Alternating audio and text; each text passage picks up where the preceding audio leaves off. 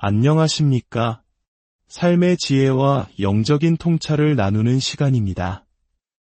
오늘 우리는 잠시 멈추어 우리 자신의 삶을 돌아보는 깊은 성찰의 여정을 떠나고자 합니다. 혹시 여러분의 삶에서 무언가 소중한 것을 도둑맞았다는 느낌을 받은 적이 있으십니까? 그것은 마음의 평안일 수도 있고, 한때 가졌던 존엄성, 혹은 건강한 관계나 순수한 기쁨일 수도 있습니다. 마치 악한 손이 우리의 삶에 들어와 하나님께서 본래 우리에게 주시고자 했던 것들을 교묘하게 훔쳐간 것처럼 공허함과 상실감에 시달리고 있지는 않으신지요? 오늘 이 은혜로운 여정을 시작하기에 앞서 잠시 시간을 내어 이 말씀이 더 많은 이들에게 닿을 수 있도록 구독과 좋아요로 함께해 주시길 부탁드립니다. 여러분의 작은 동참이 절망 속에 있는 누군가에게는 큰 위로와 희망의 빛이 될 것입니다. 이 말씀을 듣는 모든 분들의 삶에 하나님의 평강이 가득하기를 먼저 기도합니다. 하나님께서는 우리 각자를 위해 놀라운 계획을 가지고 계십니다. 물론 모든 것을 소유하도록 창조되지는 않았지만 우리 모두는 분명 하나님 안에서 무언가 특별한 것을 누리도록 설계되었습니다. 하지만 사탄은 우리의 존엄성, 평화, 관계, 그리고 기쁨을 빼앗아 갔습니다. 이제 우리는 그것을 되찾고자 합니다. 하나님께서 우리를 위해 예비하신 그 본래의 것들을 되찾기 원합니다. 그런데 잃어버린 것들을 되찾기 위해서는 한 가지 매우 중요한 전제 조건이 있습니다.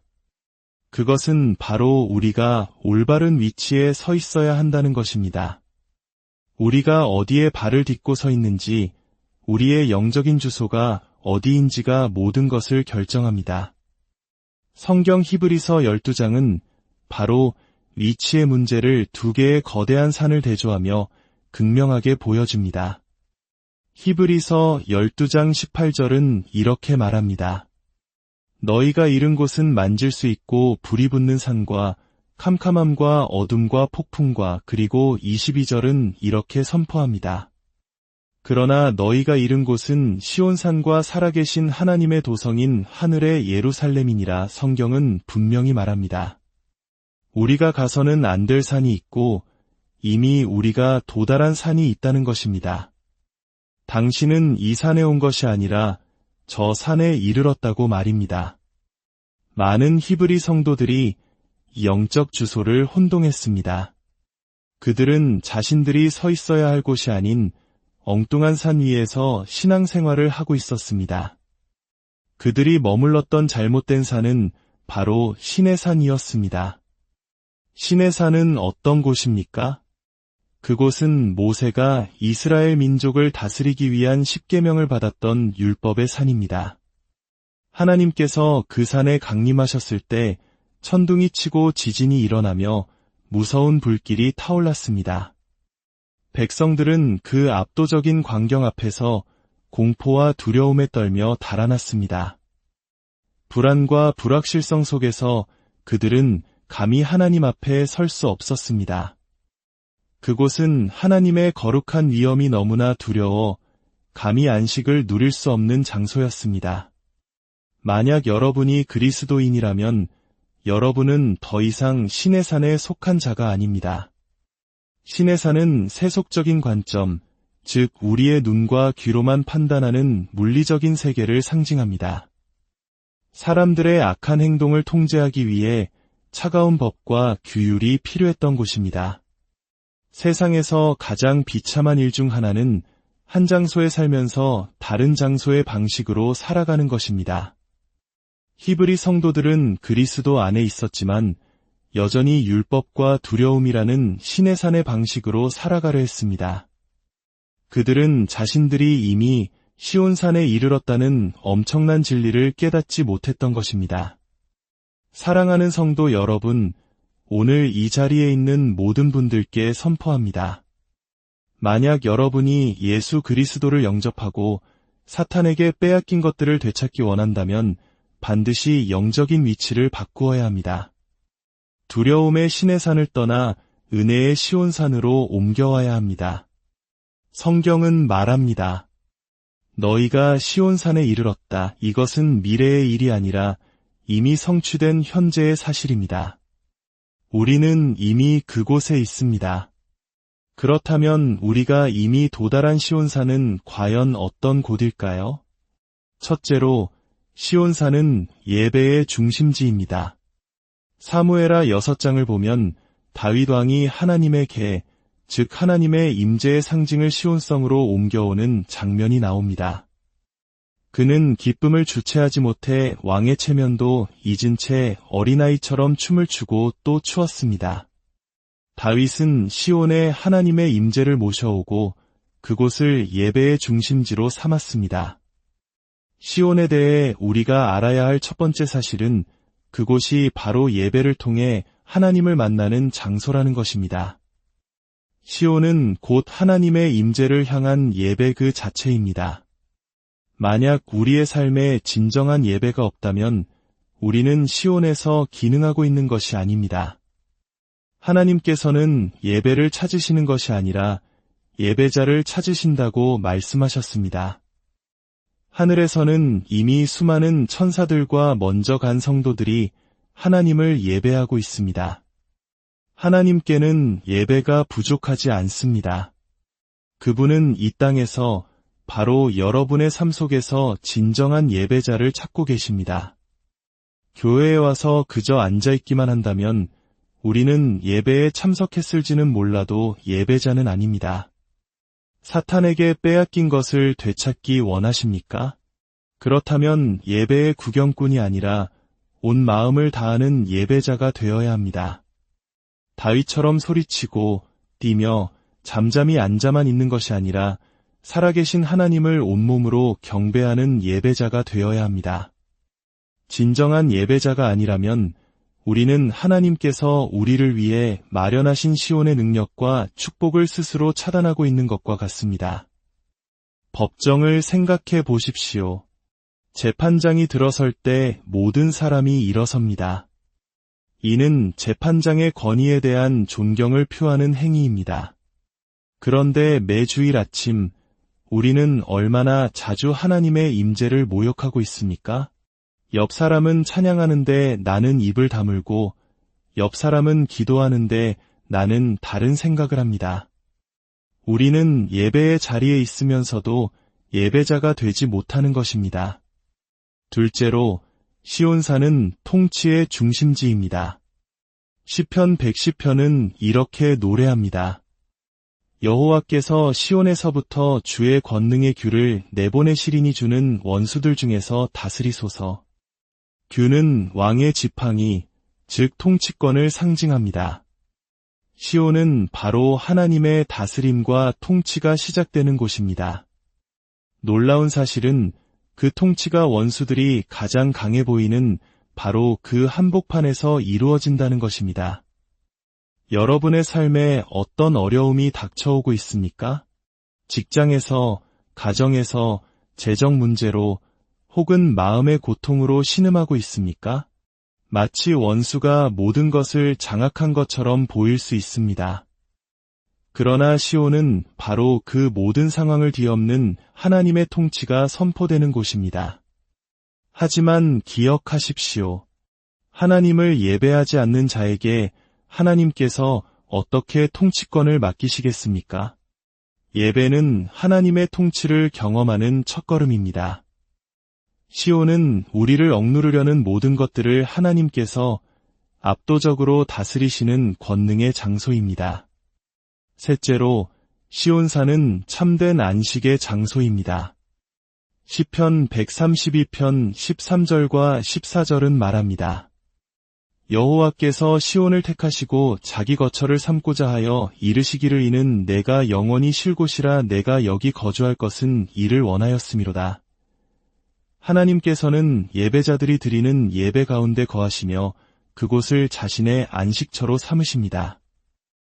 여기서 말하는 안식은 단순히 잠을 자거나 쉬는 것을 의미하지 않습니다.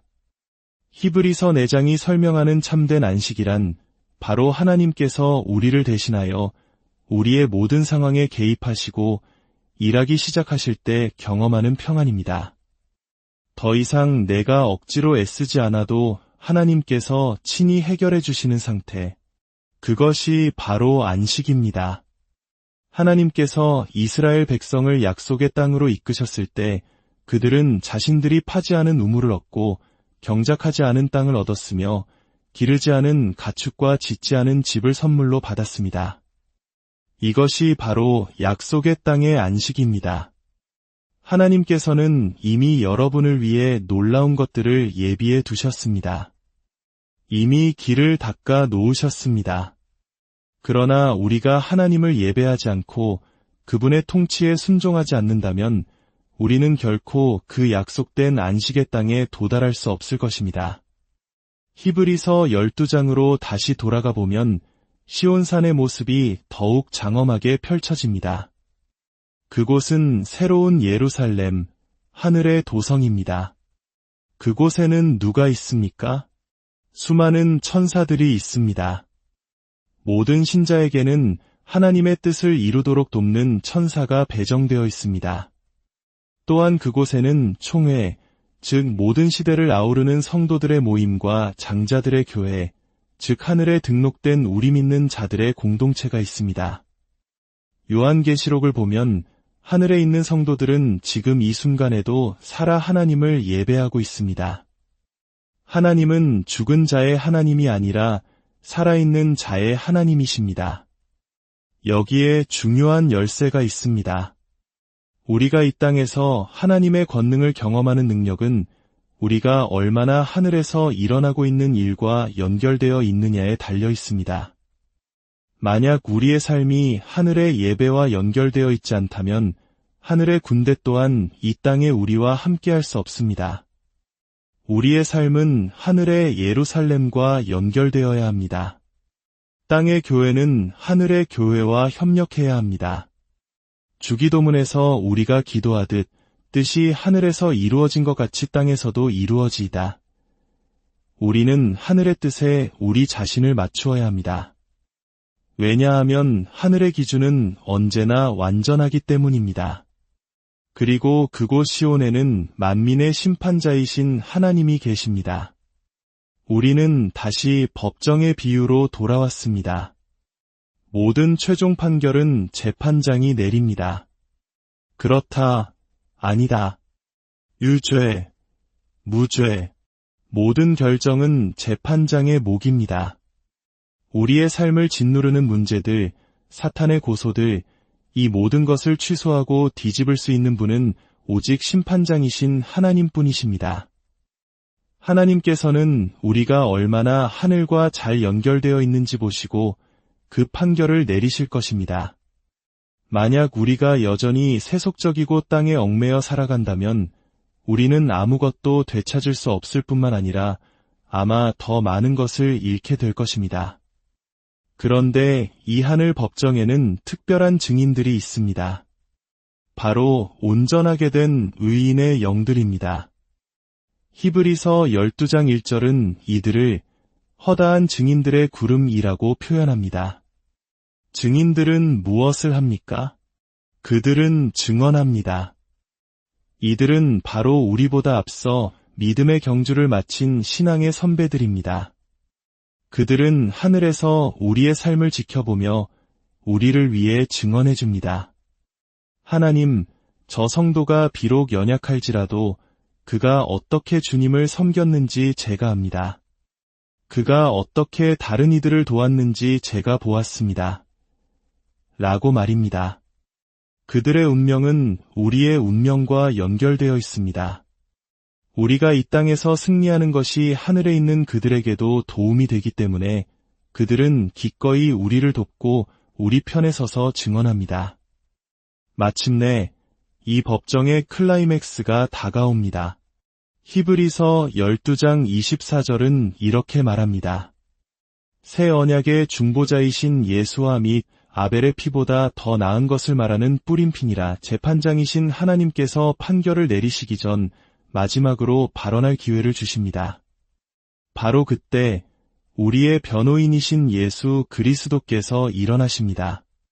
아버지, 제가 할 말이 있습니다. 저는 이 사람의 중보자입니다. 그가 저지른 모든 잘못에도 불구하고 저의 피가 그를 덮었습니다. 아벨의 피는 복수를 외쳤지만 저의 피는 용서와 은혜를 외칩니다. 예수님께서 우리를 위해 변호하시는 순간 법정의 분위기는 완전히 바뀝니다. 모든 협상이 달라집니다. 이것이 바로 시온산에서 일어나는 일입니다. 이것이 바로 하나님께서 우리를 위해 마련하신 새로운 프로그램입니다. 하지만 이 모든 것을 누리기 위해서는 우리가 반드시 시온산에 있어야 합니다. 인간적이고 세속적이며 땅의 방식으로 살아가는 것이 아니라 하늘에 속한 자로서 영적인 방식으로 살아가야 합니다. 오늘 말씀을 통해 여러분이 서 있는 곳이 두려움과 정죄의 신의 산이 아니라 은혜와 권능과 참된 안식의 시온산임을 깊이 깨닫게 되시기를 축복합니다. 이제 여러분의 삶의 자리를 바꾸십시오. 시온의 백성답게 진정한 예배자로 하나님의 통치를 받는 자녀로 살아가십시오. 그리할 때 심판장이신 하나님께서 여러분의 삶에 유리한 판결을 내리실 것이며 우리의 위대한 중보자이신 예수 그리스도께서 사탄의 모든 고소를 무력하게 만드실 것입니다. 여러분의 삶 속에서 하나님의 통치가 임하고 빼앗겼던 모든 평안과 기쁨과 관계들이 온전히 회복되는 놀라운 역사가 일어나기를 주님의 이름으로 축원합니다.